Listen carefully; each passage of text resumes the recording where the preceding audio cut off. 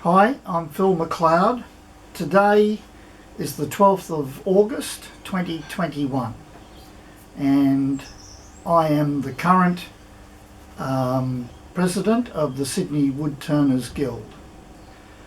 In that position, I'm often asked by people, what lathe should I buy?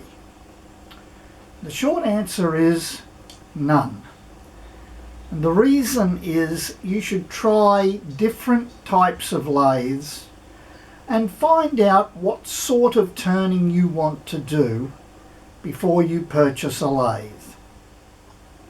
The one behind me, for example, is in fact my fourth lathe over the last 20 or so years of wood turning.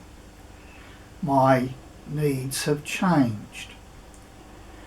I would prefer, in fact, that you join a club, and the Woodturners Guild has clubs from as far as Bowral in the Southern Highlands through to Forestville in the Northern Beaches, and from the eastern suburbs at Malabar through to the west, Menai, Bankstown, that area, Macarthur, that area.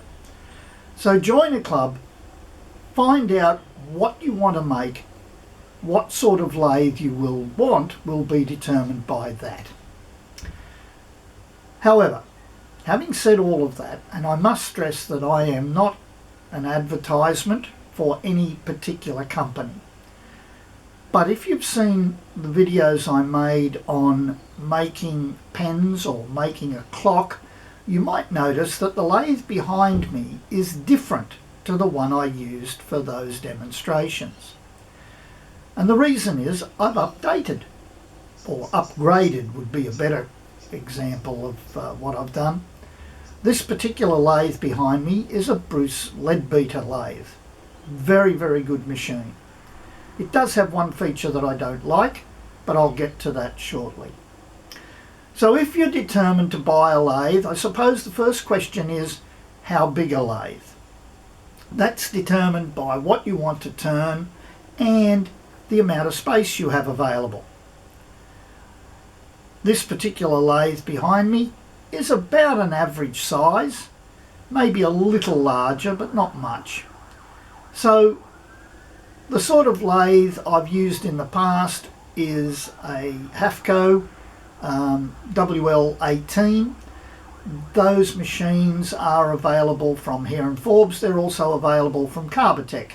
But as I said, I am not here to advertise their products, simply to make you aware that's where you can get that sort of machine. If on the other hand you want a small lathe, a mini lathe, then they are a much smaller piece of machinery, and they are also available from Carbotech or from Heron Forbes Machinery Warehouse. Now, there are some features you want in a lathe no matter what. One of them is a solid cast iron bed. You may want the lathe to have a swivel head. These are all determined by the sort of turning you want to do.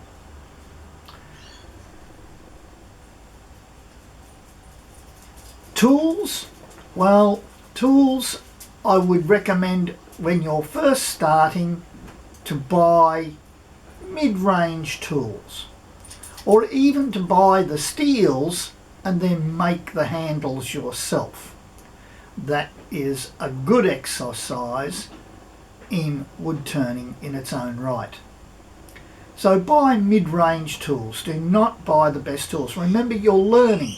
There is a good chance that you are going to stick that tool into a chuck or into some piece of machinery and do some damage. Or you may just simply sharpen it incorrectly on a grinding wheel.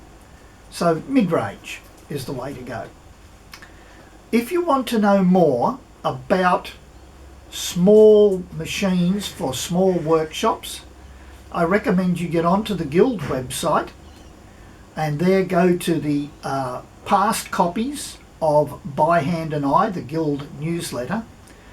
In the January 2019 edition, you will find an article on all sorts of small machines that you could use to set up in a small workshop. But as I said, I would prefer you to start by going to one of our clubs and getting some expert tuition and some expert information. I look forward to seeing you in one of those clubs sometime in the future. Happy turning.